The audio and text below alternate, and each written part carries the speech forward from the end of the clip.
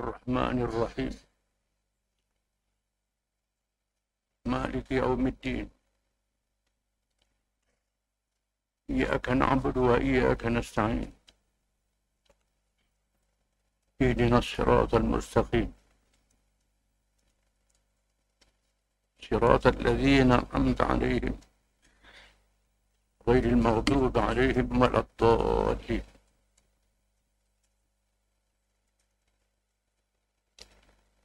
والصلاة والسلام على رسول الله وعلى آله وصحبه ومن تبعه ونصره ووالاه. ربنا زدنا علما وارزقنا فهما وحكمة.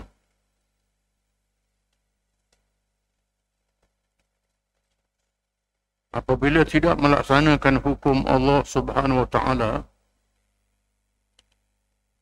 di dalam segala sistem hidup, maka ini berarti menurut hukum nafsu yang sememangnya menjadi ciri-ciri jahiliyah yang juga lahir daripada tidak beriman kepada Allah Subhanahu wa Ta'ala dari aspek hakimiyah dan mungkin juga dari aspek uluhiyah. Kerana sesungguhnya Allah Subhanahu wa Ta'ala telah menamakan hukum yang lain, hukumnya itu dengan nama hawa nafsu.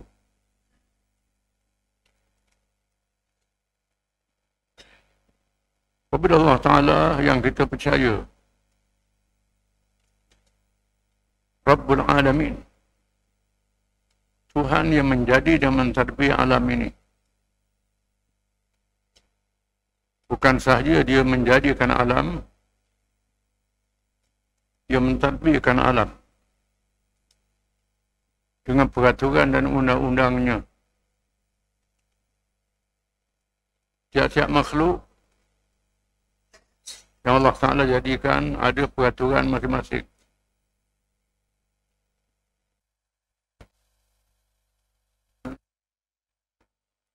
Manusia ada peraturan, binatang ada peraturan, tumbuh-tumbuhan, pohon kayu ada peraturan, bukit-bukit dan gunung ganang ada peraturan, laut dan sungai ada peraturan. Semua ada peraturan.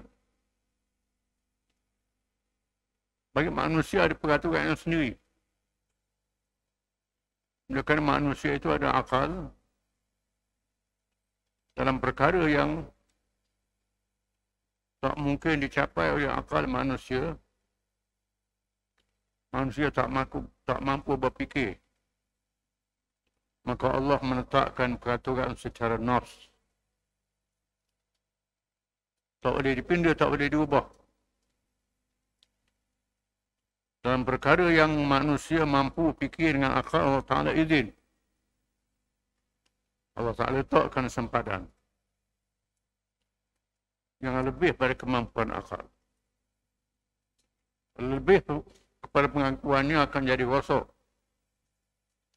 Begitu juga mengadakan peraturan sendiri dalam perkara yang Allah Ta'ala buat, halal haram, hukum qisas hudud dan sebagainya.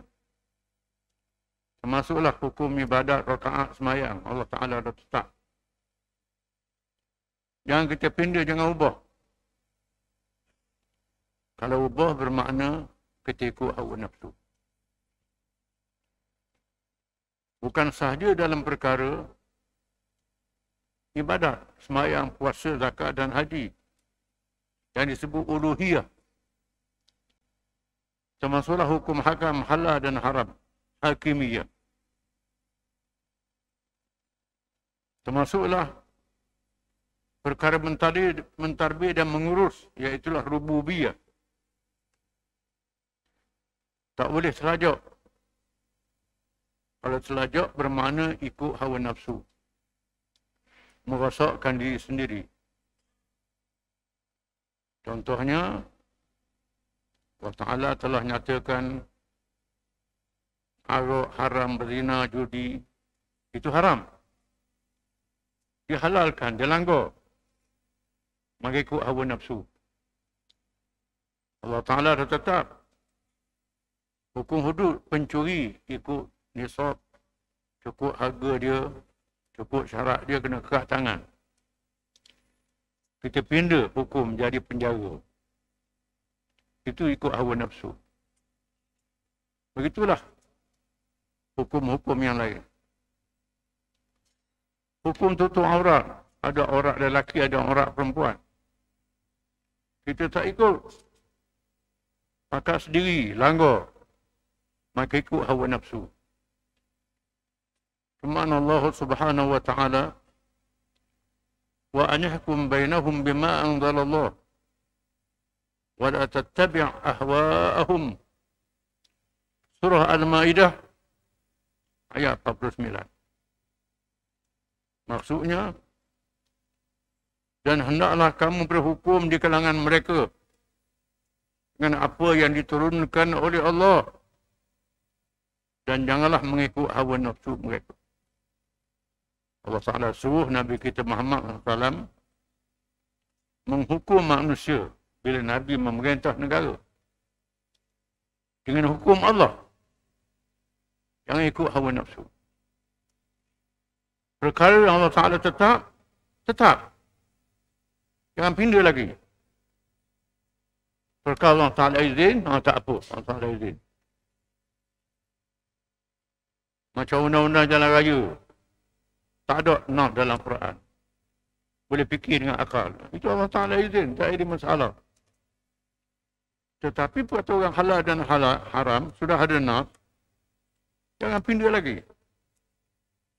Jelasnya, cara mengikut hawa nafsu itu adalah berbeza. Dari masa ke semasa. Dari umat ke umat. Dari negeri ke negeri.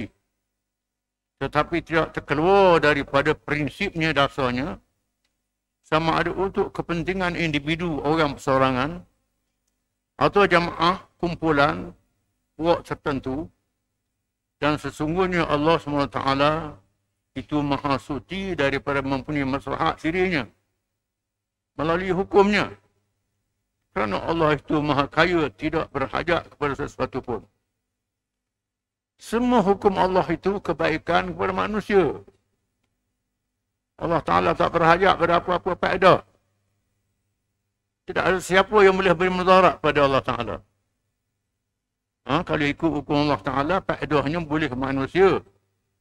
Pahala boleh ke manusia. Manfaat boleh ke manusia. Lawan hukum Allah, penyakitnya kena kepada manusia juga. Begitulah makhluk-makhluk yang lain. Kalau langgar peraturan Allah, punah. Contohnya, ikan yang duduk dekat kawasan air masin. Dia pergi lari duduk kawasan air tawar, mampu. Ikan duduk kawasan air tawar, masuk kawasan air masin, mampu. Itulah contohnya. Itulah manusia yang tak ikut hukum Allah Ta'ala. Kekufuran, yakni melawan hukum Allah juga lahir. Dengan wujudnya, dengan adanya taghut yang berkuasa. Mereka yang berkuasa yang melampaui batas Allah. Menurut zaman masing-masing, yang membawa wadah mengingkari ajaran Allah SWT. Dan meninggalkan syariatnya dengan memaksa orang-orang lain supaya sesat bersamanya. Tiap-tiap zaman ada pemimpin. Yang jadi kepala halian pemimpinlah. Pemimpinlah yang merosakkan negara, merosakkan umat. Bila pemimpin buat peraturan lain, tak ikut peraturan Allah, suruh ayat ikut, maka jadi punahlah. Bukan pemimpin tu punah, rakyat negara jadi punah. Firman Allah Subhanahu wa ta'ala, Allahu waliyul ladzina amanu yukhrijuhum minadh dhulumati ila an-nur. والذين كفروا أولياؤهم الطاغوت يخرجونهم من النور إلى الظلمات. Surah Al-Baqarah ayat 157. Maksudnya, Allah pelindung bagi orang-orang yang beriman. Dia mengeluarkan mereka dari kegelapan kekafiran kepada cahaya iman. Dan orang-orang yang kafir, pelindung-pelindung mereka ialah taghut yang melampaui batas, yang melawan Allah, yang mengeluarkan mereka daripada cahaya kepada kegelapan, kekafiran. Allah Ta'ala sentiasa memelihara orang yang beriman. Ikut hukum Allah Ta'ala, laksana Allah Ta'ala, kita duduk dalam gelap, diselamatkan pergi tempat cerah.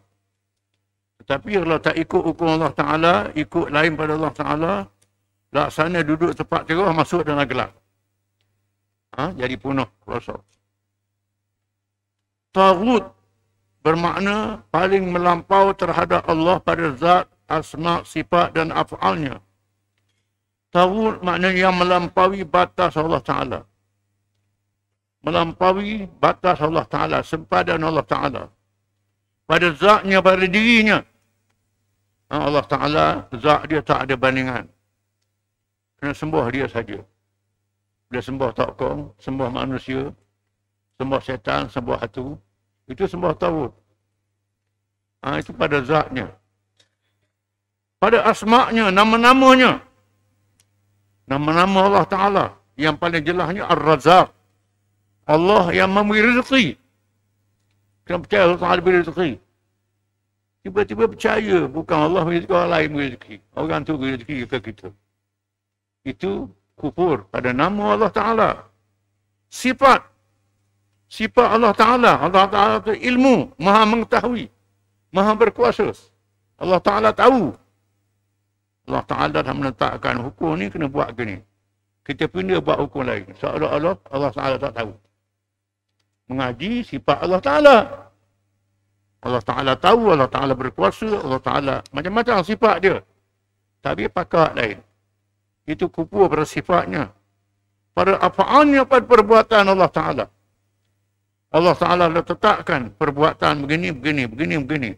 Kita pindah. Jadi gosok. Contoh taghut yang dihuraikan secara panjang dan ukra ialah Fir'aun. Mengapa Fir'aun dianggap taghut? Quran menyebut Fir'aun adalah taghut. Firman Allah SWT, idhab ila Fir'aun innahu tagha.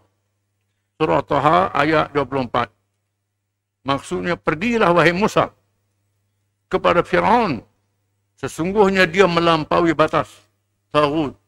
Wahai Musa, pergi betulkan Fir'aun. Nasihatkan Fir'aun. Fir'aun ni ialah raja. Dalam bahasa Qibti, Fir'aun mana raja. Bukan nama orang. Dalam bahasa putih, Fir'aun ni raja. Nama dia lain. Fir'aun tu raja. Orang putih kata king. Arab kata malik.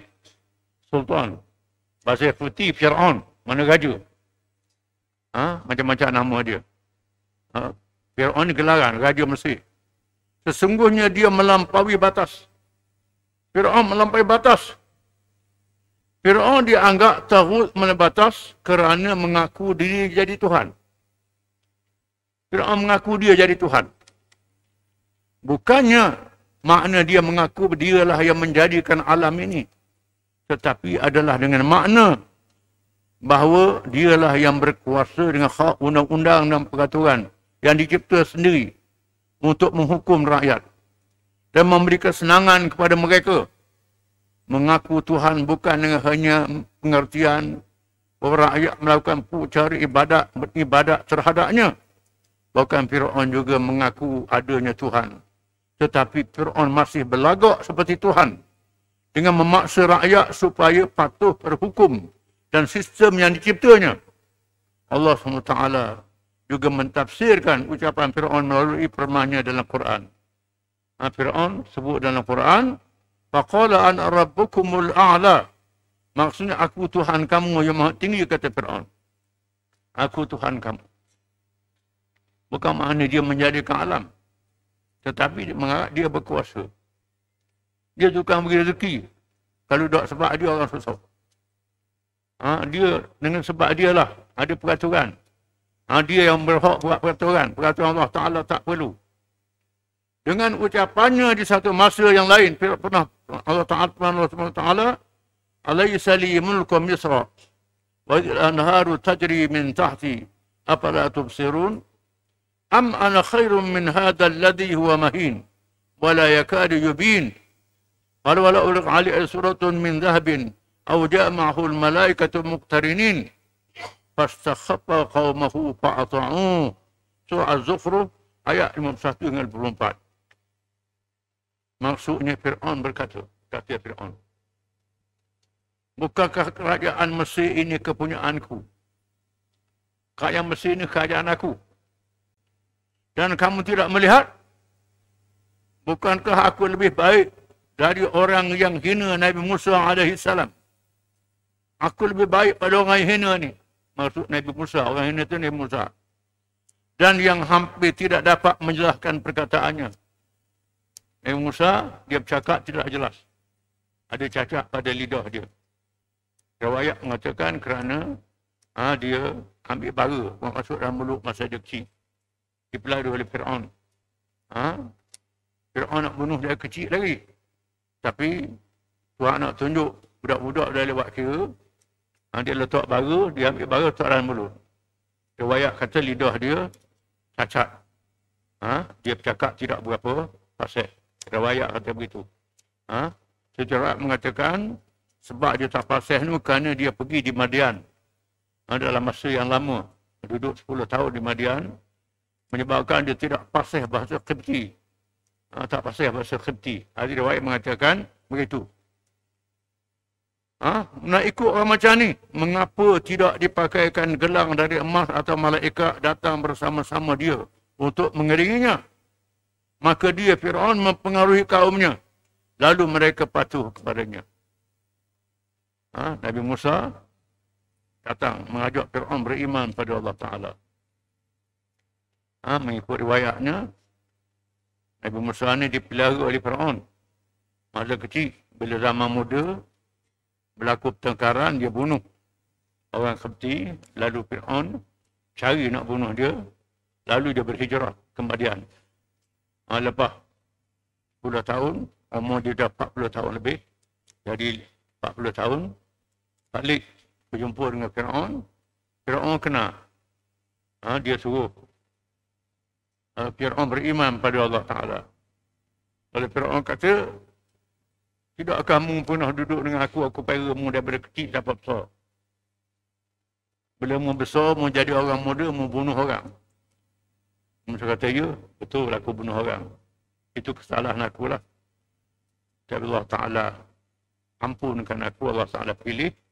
Aku nak sebab kamu ni zalim, menyeksa Bani Israel, menyembelih anak lelaki Bani Israel, terlalu zalim, dan kamu tak betul, salah.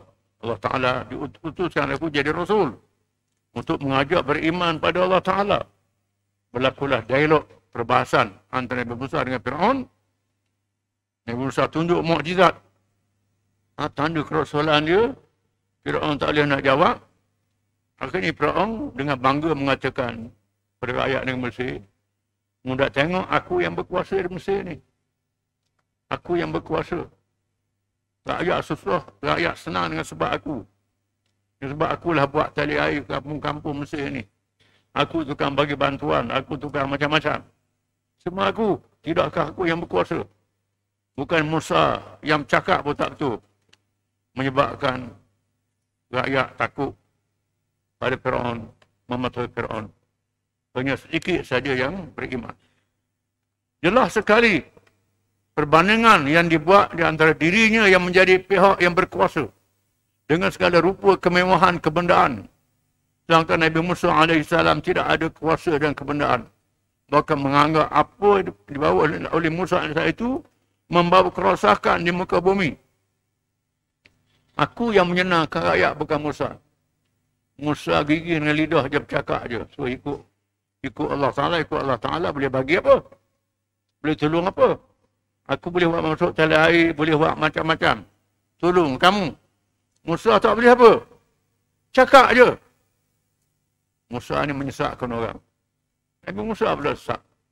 Allah Ta'ala menceritakan Fir'aun, menceritakan ucapan Fir'aun, Atadharu Musa wa qawmahu liyufsidu fil ard wa yadharakau alihatak. Surah Al-A'raf ayat 127. Maksudnya, Apakah kamu membiarkan Musa dan kaumnya untuk membuat kerosakan di negeri ini dan meninggalkan kamu serta Tuhan-Tuhanmu? Musa ni menyesatkan orang, merosakkan orang. Musa pula sesat. Dia pula Firaun pula betul. Ini menyebabkan rakyat jadi keliru. Melakukan kerosakan menurut takrif mereka ialah kerosakan menukar sistem yang ada itu. Percaya yang ditunjuk oleh Allah Subhanahu Wa Taala. Sesungguhnya itulah dia gambaran tauhid jahiliah. Kufur sejak dahulu hingga sekarang. Sama ada ianya orang perseorangan atau kumpulan yang memaksa manusia supaya menerima yang lain daripada Islam dalam semua jurusan kehidupan. Bahkan lebih menyesatkan lagi apabila tahu itu berkuasa. Inilah dia cabaran paling hebat dihadapi Rasul alaihi wasallam dan orang yang beriman yang bersama-sama mereka di sepanjang zaman. Iaitulah kumpulan yang menyeleweng daripada petunjuk Allah Ta'ala. Di sepanjang zaman akan ada, bukan sahaja zaman Nabi Musa, zaman Nabi Ibrahim, termasuk zaman kita, zaman akan datang. Akan ada tiap-tiap.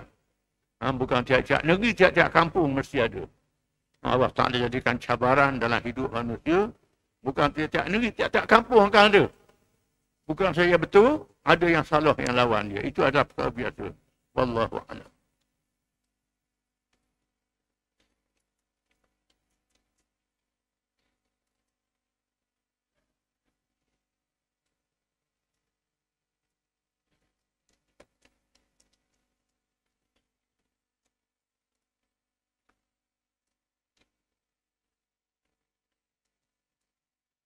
Bismillahirrahmanirrahim.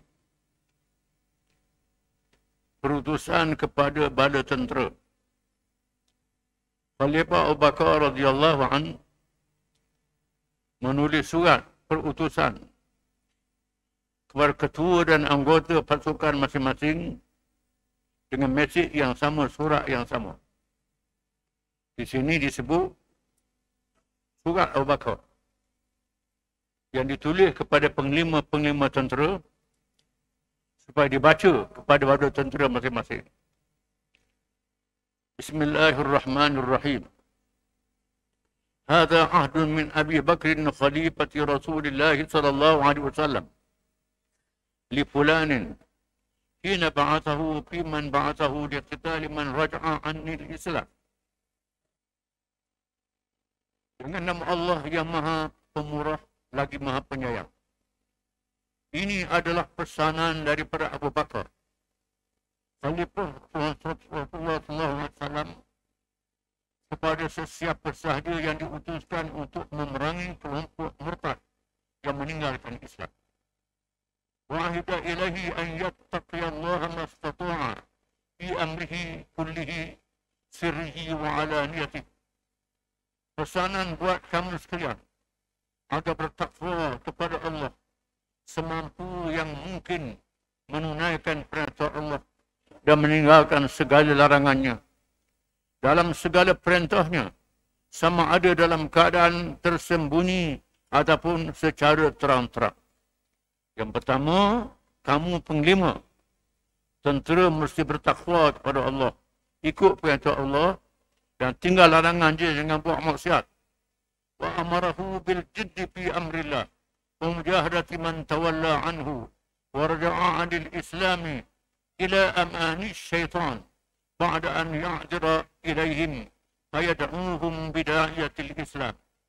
Dan agar semua bersungguh-sungguh dalam menunaikan perintah Allah Subhanahu wa Ta'ala, memerangi golongan yang telah berpaling daripada Islam, yang murtad dan keluar daripada Islam kerana percaya kepada angan-angan syaitan.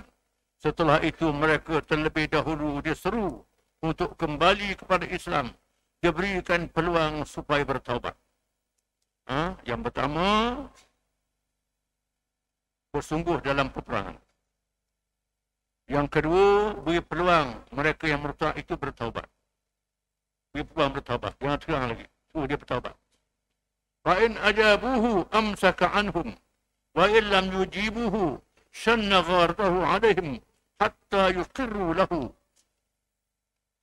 Jika mereka menerima ajakan itu, maka biarkanlah mereka, janganlah diserang. Namun jika mereka tidak menerimanya, maka perangilah mereka sehingga mereka menyerah diri dan mengaku kembali kepada Islam semula. Kerana mereka bertaubat, lepas biar. Kalau tak bertaubat, perang sehingga menyerah diri. Sama ada bunuh ataupun serah diri. الذي عليهم والذي لهم فيأخذ ما عليهم ويعطيهم الذي لهم. Kemudian khabarkanlah kepada mereka mengenai kewajipan yang mereka mesti tunaikan setelah menjadi orang Islam, dan hak yang wajib diberikan dengan adil. Ambillah yang menjadi kewajipan mereka mengambil zakat daripada mereka yang kaya, dan hak yang wajib dibahagikan kepada mereka yang memerlukan pertolongan dalam kalangan mereka yang miskin. Setelah mereka masuk Islam, suruh mereka tunaikan kewajipan Islam. Bayang, yang kaya keluarkan zakat, harta zakat dibagi kepada mereka yang berhak. La yunzirhum wa la yuraddul muslimina an qitali aduwihim. Faman ajaba ila amri Allah azza wa jal wa aqarra lahu qabila dhalika minhu wa anahu alaihi bil ma'ruf. Janganlah kamu sekalian menunggu mereka, dan janganlah dihentikan orang-orang Islam daripada memerangi mereka yang murtad. Sesiapa yang menerima seruan Allah dan mengaku menjadi Muslim semula, maka perkara itu boleh diterima, dan hendaklah membantu mereka untuk berbuat kebaikan. Setelah mereka menyerah diri, bertaubat, tolong mereka jadi orang baik. Wa innama yuqatilu man kafara billahi 'ala al-iqrari bima ja'a min 'indillah.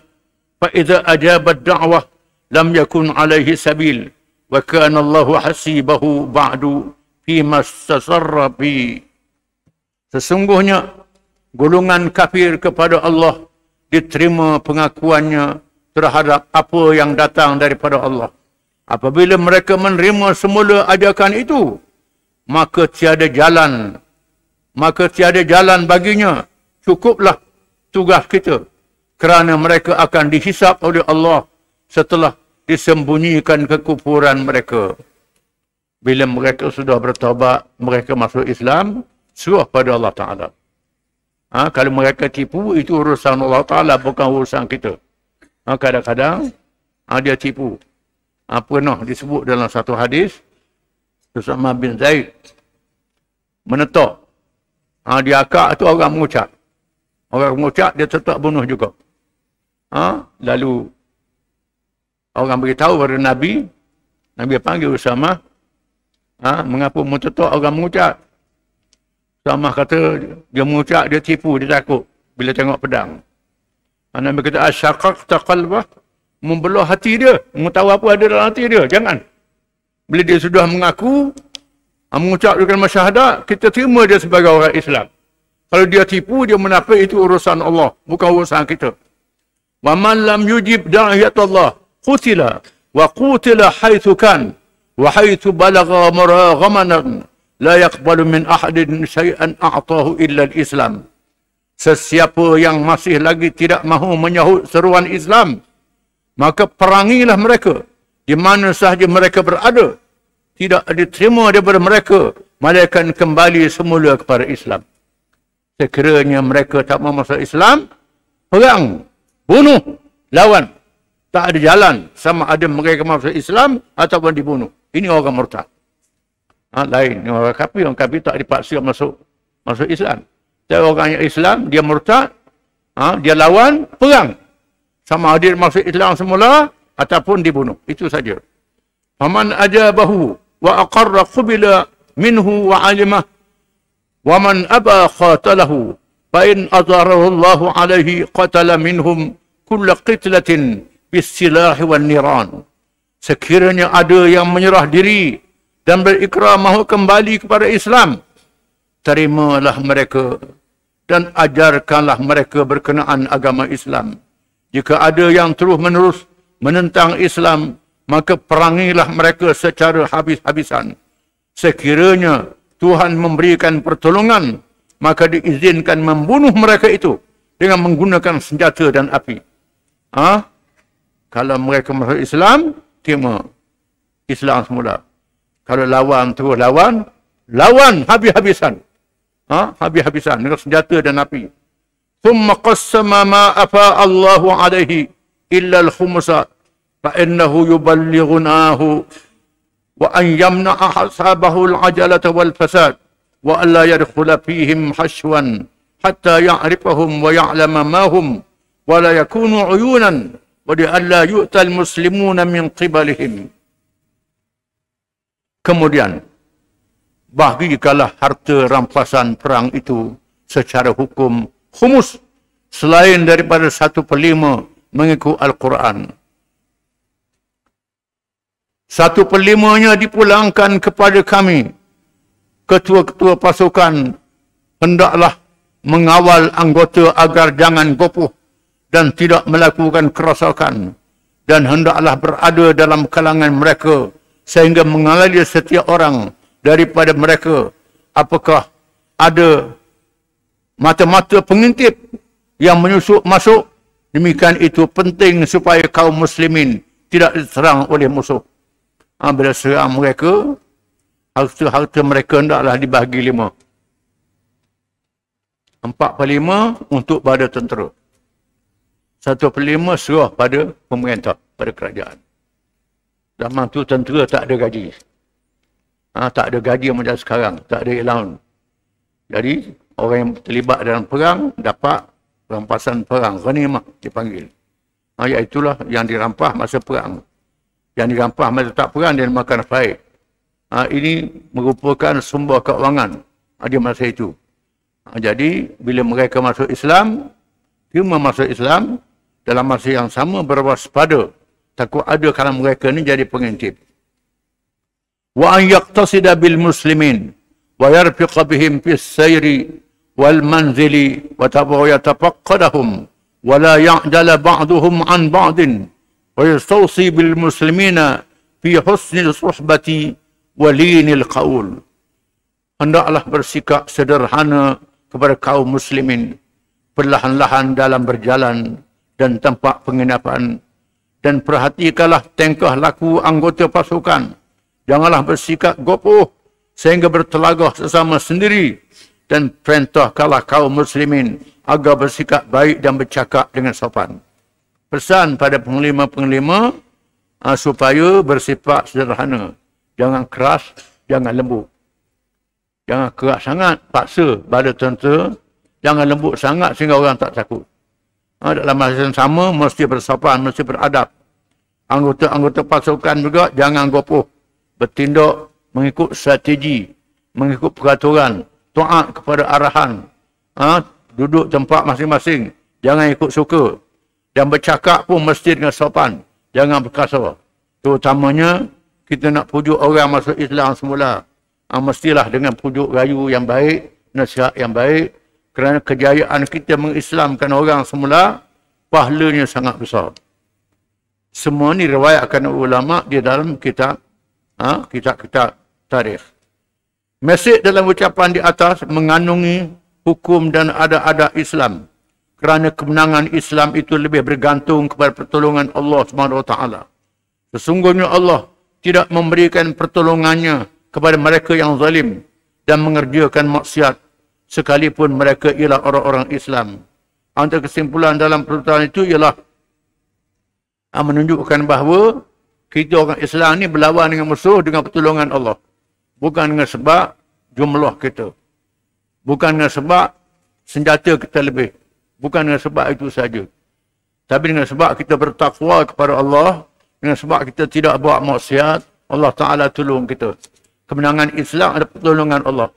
Bukan kekuatan kita. Oleh kerana itu, jagalah diri masing-masing. Diri baik-baik. Jadi dalam pesanan ni ada perkara yang pertama, bertakwa kepada Allah SWT sepanjang masa dan dalam semua keadaan. Yang kedua, memujuk mereka yang murtad supaya bertaubat dengan memberikan peluang yang seluasnya. Biar peluang dia bertaubat. Ada ulama kata biar peluang sampai 3 hari. Ada ulama kata ikutlah berapa hari pun sehingga puas hati. Yang ketiga, berperang dengan akhlak yang mulia tanpa melampaui batas. Berperang jangan melampau. Tak boleh bunuh kanak-kanak, tak boleh bunuh perempuan, kecuali yang terlibat dengan peperangan. Tak boleh bunuh orang tua, tak boleh bunuh orang awam. Tak boleh merosakkan kebun-kebun orang, binatang-binatang orang. Tak boleh. Kecuali yang menghalang perjalanan tentera. Yang keempat, ketua tentera hendaklah bersikap kasih sayang dengan anggotanya. Ketua tentera ni mesti bersifat lembut dengan anggota dia. Yang kelima, mengeratkan hubungan kasih sayang antara satu sama lain. Di mana pasukan tentera tu dengan berkasih sayang, bersahabat antara satu sama lain. Jangan berkelahi. Yang keenam, melaksanakan tugas dengan sederhana tanpa gopoh. Jangan gopoh, mesti nak buat satu fikir dulu. Yang ketujuh, menyediakan bekalan yang cukup pada tentera.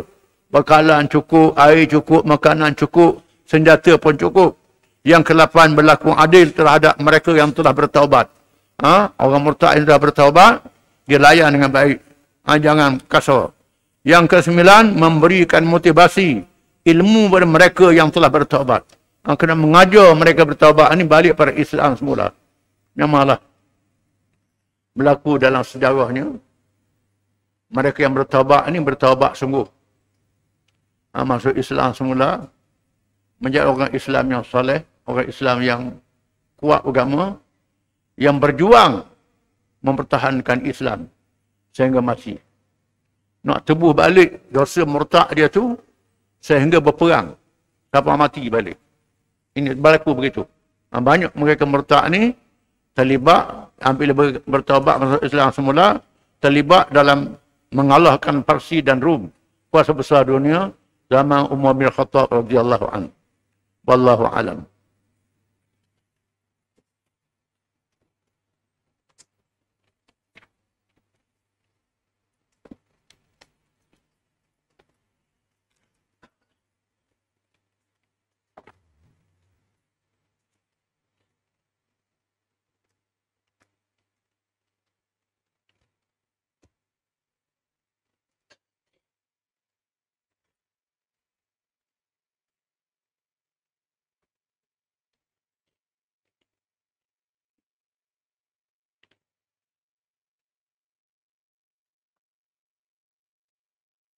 أعوذ بالله من الشيطان الرجيم.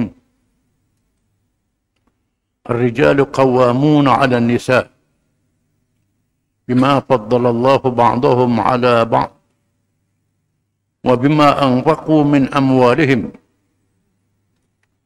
فالصالحات قانتات حافظات للغيب بما حفظ الله واللاتي تخافون نشوزهن فعظوهن واهجروهن في المضاجع واضربوهن فإن أطعتكم فلا تبغوا عليهن سبيلا إن الله كان عليا كبيرا.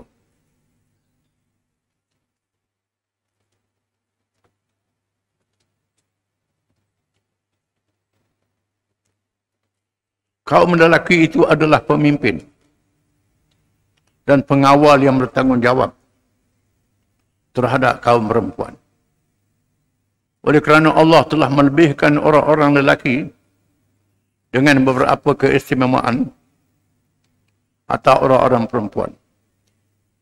Dan juga kerana orang-orang lelaki telah membelanjakan memberi nafkah sebahagian dari harta mereka. Maka perempuan-perempuan yang soleh itu ialah yang taat kepada Allah dan suaminya. Dan yang memelihara kehormatan dirinya. Dan apa jua yang wajib dipelihara ketika suami tidak hadir bersama. Dengan pemeliharaan dan pertolongannya. Pemeliharaan Allah dan pertolongannya.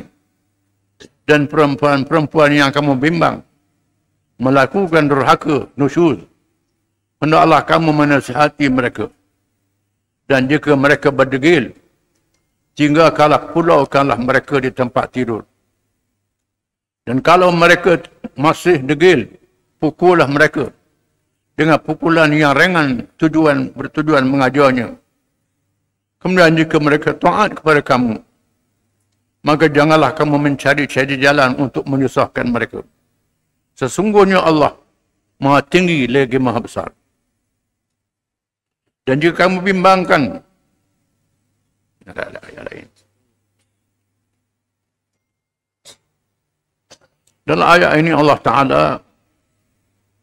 mengatakan adab bermasyarakat dan adab berkeluarga, khususnya antara hubungan lelaki dan perempuan.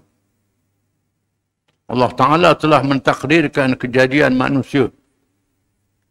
Orang-orang lelaki lebih kuat daripada orang perempuan dalam beberapa urusan. Oleh kerana itu, orang lelaki dia bertanggungjawabkan untuk memimpin orang perempuan. Memimpin isteri mereka dan anak-anak mereka, menjadi ketua keluarga. Ar-rijalu qawwamuna 'ala an-nisa bima faddalallahu ba'dahum 'ala ba'd wa bima anfaqu min amwalihim. Orang lelaki menjadi pembetul, menjadi pembimbing dan pemimpin, penghukum kepada kaum wanita dengan kelebihan Allah Ta'ala beri kalangan mereka antara satu sama lain. Allah Ta'ala tentukan perkara yang umum, tak ada beza lelaki dan perempuan. Masalah beriman, masalah taat pada Allah Ta'ala, ikut hukum Allah Ta'ala, pada dasarnya tak ada beza antara lelaki dan perempuan. Dan di sana ada beza. Pakaian lelaki lain, pakaian perempuan lain. Tabiat lelaki lain, tabiat perempuan lain. Dengan tabiat ini Allah Ta'ala membahagikan tugas-tugas yang berbeza ini. Maka dalam perkara yang berat, menjadi pemimpin keluarga orang lelaki lah. Mereka tanggungjawab mencari nafkah, cari rezeki untuk keluarga, bukan tanggungjawab orang perempuan, orang lelaki. Perempuan tugas dia duduk di rumah, mendidik anak-anak, mendidik keluarga dan lain-lain. Dalam masa yang sama, dia benarkan perempuan membantu suami dia dalam urusan hidup, dia menjaga akhlak-akhlak Islam, tak jadi salah. Islam meletakkan wilayah ammah, wilayah umum. Mesti orang lelaki, tak boleh orang perempuan. Antaranya ketua negara, jadi raja, jadi presiden, dan menteri, mesti orang Islam. Bila dilaporkan pada Nabi SAW bahawa orang Parsi pilih orang perempuan jadi raja, Nabi bersabda, la yuflih qauman wallau amrahum imra'ah. Tak bahagia kaum yang melantik perempuan jadi pemimpin dia. Ini ada hadis. Hadisnya, Nabi dapat maklumat Raja Parsi mati, lantik perempuan. Kebetulan Nabi atas surat kepada Raja Parsi, suruh Raja Parsi masuk Islam. Dia tak masuk Islam. Ini utusan Nabi. Kemudian diriwayatkan Raja Parsi suruh gubernur dia di Yaman, Bazan, tengok apa sifat-sifat Nabi ni. Bazan pergi ke Madinah berjumpa dengan Nabi. Masa itu Nabi mendapat maklumat secara wahyu bahawa Raja Parsi mati, lantik orang perempuan jadi raja. Lalu Nabi kata, la yuflih qaumun wallau amrahum imra'ah. Tidak bahagia kaum yang melantik orang perempuan menjadi wali mereka dalam urusan umum. Hadis ni jadi dalil orang perempuan tak boleh wilayah ammah, tak boleh orang perempuan, mesti orang lelaki. Bahkan setengah ulama berpindah pada hukum menjadi hakim. Hakim yang besar mesti orang lelaki, tak boleh orang perempuan. Ini semua mazhab mengatakan demikian. Syafi'i, Hanafi, Hambali, Maliki. Mazhab, tiga mazhab Syafi'i, Hambali dan Maliki mengatakan kalau orang perempuan jadi hakim, perkara yang besar, hukuman dia tak diluluskan. Tak sah hukum dia. Mazhab Hanafi mengatakan Kalau orang perempuan jadi hakim, hukum dia lulus tapi haram. Itu khilaf mazhab dalam masalah ini. Adapun dalam wilayah khusus, menjaga harta anak yatim, menjaga keluarga yang kehilangan suami, dibolehkan perempuan menjadi wali. Orang perempuan dibenarkan menjadi ahli mesyuarat. Tak jadi salah. Kerana dalam sejarah Islam, perempuan terlibat memberi pandangan dalam mesyuarat. Contohnya dalam peristiwa Hudaybiyah yang terkenal. Bila Nabi memeterai ke perjanjian Hudaybiyah, Nabi dapat mimpi masuk Mekah dalam keadaan aman. Disebut surah Al-Fatah. Bila Nabi mimpi masuk Mekah keadaan aman, Nabi suruh sahabat-sahabat dia bersiap masuk Mekah dengan pakai ihram untuk buat umrah. Siapa di Hudaybiyah ditahan oleh badan tentera musyrikin. Lalu Nabi hantar utusan Sayyidina Uthman untuk berunding. Sayyidina Uthman tak balik. Tak balik. Ada berita Sayyidina Uthman mati. Dibunuh. Lalu Nabi berbai'ah dengan sahabat-sahabatnya. Bai'ah untuk menyerang Mekah. Sama ada mati ataupun menang. Menyebabkan puak-puak Mekah takut. Lalu hantar wakil berunding Suhail bin Amr. Dibuat perundingan. Dalam perundingan itu, antara syaratnya ialah Nabi tak dibenarkan buat umrah pada tahun itu. Kena buat umrah tahun depan. Banyaklah syarat-syaratnya. Banyak syarat-syarat ini berat sebelah. Orang Islam Madinah yang pergi ke Mekah tak dihantar balik. Orang Mekah yang lari ke, orang Mekah yang pergi ke Madinah kena hantar balik. Berat sebelah. Banyak syarat-syarat ini. Mana-mana kabilah boleh bernaung dengan pihak-pihak yang dia mahu. Sama ada bernaung dengan Muhammad SAW atau dengan Quraisy. Dalam syarat itu. Nabi terima perjanjian ini. Dilihat pada zahirnya berat sebelah. Tetapi dari segi politiknya memberi kemenangan kepada Islam. Kemenangan pada Islam. Nabi terima perjanjian ini. Mereka tak dibenarkan buat umrah tahun itu. Macam mana? Tebing buat umrah juga ke? Lalu Nabi Allah Ta'ala tu dengan Arab. Fa'in uhsitum famasaysara minal had. Ini ayat Quran. Jika kamu dihalang dari buat umrah, hendaklah kamu bayar dam, sembelih binatang. Kambing, biri-biri, untuk 7 orang. Kemudian cukur rambut, boleh pakai ihram. Batalkan umrah itu. Batalkan umrah. Batal umrah kerana apa? Kerana politik. Batal umrah kerana politik. Politik ini, perjanjian Hudaybiyah ini diterima sebagai pengiktirafan. Madinah adalah sebuah kerajaan yang sah.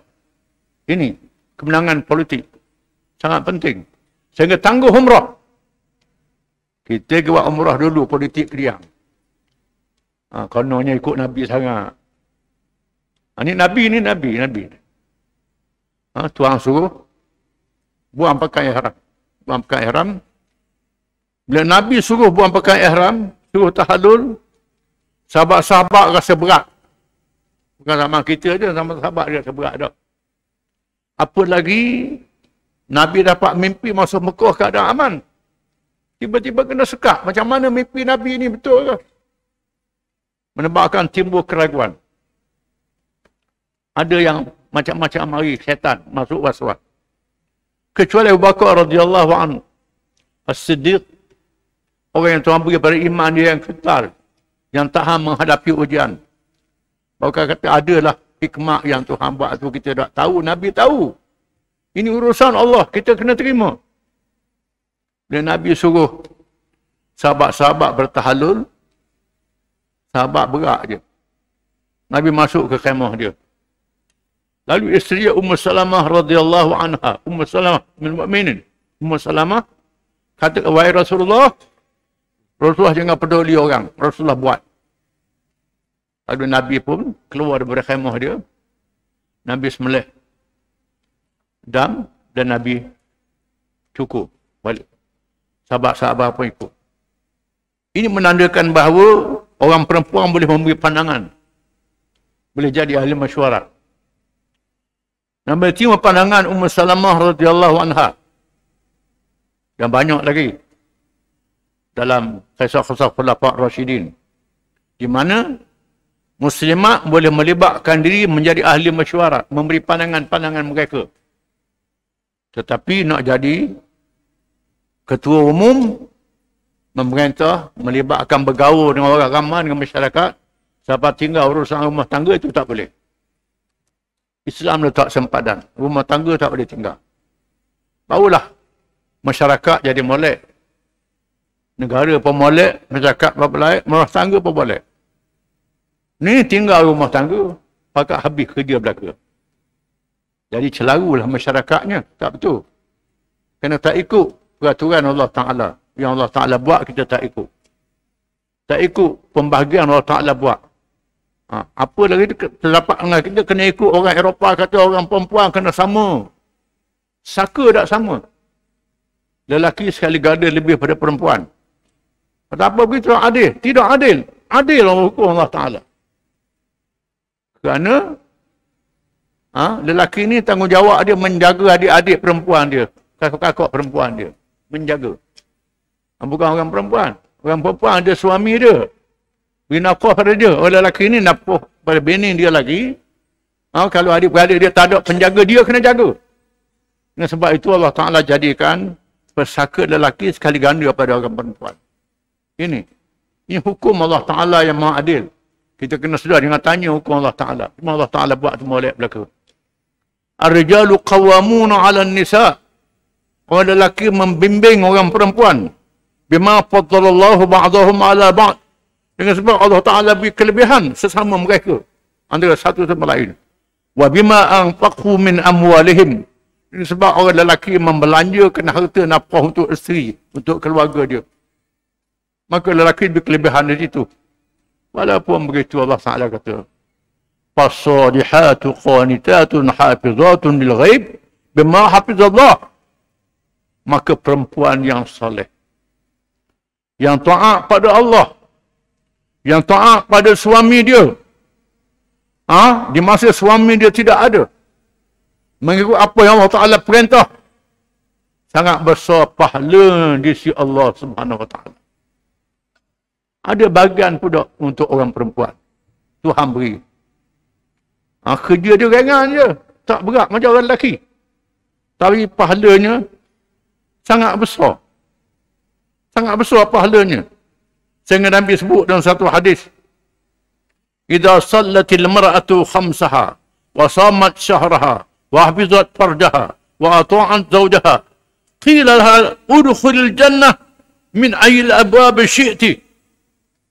Bila seorang perempuan itu bersembahyang 5 waktunya, berpuasa di bulannya, menjaga dirinya kemaluannya, mentaati suaminya, dikatakan kepadanya pada hari kiamat, pilih nak masuk pintu-pintu mana syurga. Ini kelebihan perempuan yang Tuhan beri. Itu saja. Mudah je. Tapi nak buatnya, payah. Ini jadi masalahnya. Disebut dalam hadis, khairun nisa'i imra'atun idza nazarta ilaiha sarratka wa idza amartaha ata'atka wa in ghibta anha hafizatka fi nafsiha wa malika. Sebaik-baik perempuan, bila engkau lihat dia tak rasa marah, gembira. Nabi kata, bila engkau suruh dia perintah, suruh perkara yang baik, jangan suruh maksiat, dia taat. Bila engkau tiada, dia jaga diri dia dan harta suami dia jaga. Dia jaga diri dia dan jaga harta suami dia. Jaga harta suami dia. Kecuali suami itu keteku. Dia sebut dalam hadis, masa Nabi buka Makkah. Masa Fathu Makkah, Hindun binti Utbah, isteri Abu Sufyan, yang datang menyerah diri. Menyerah diri, dia tutup muka dia, banyak soalan-soalan. Dia cerita dia panjang.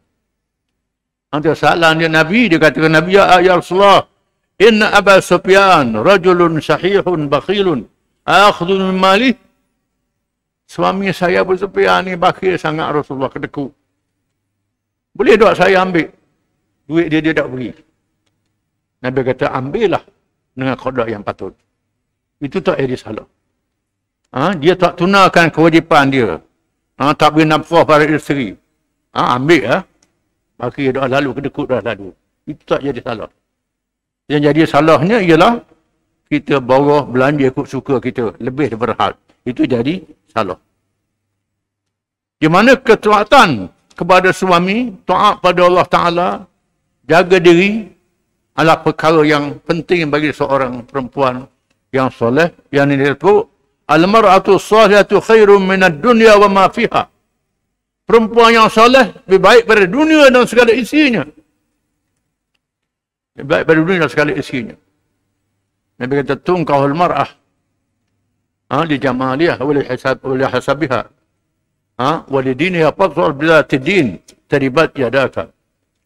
Dikahwinkan perempuan itu dengan sebab rupa parah dia, dengan sebab keturunan dia, dengan sebab harta dia, dengan sebab agama dia. Dengan sebab agama dia. Maka utamakan yang beragama. Nasihat puas hatimu. Laksana kanak-kanak yang main lumpur.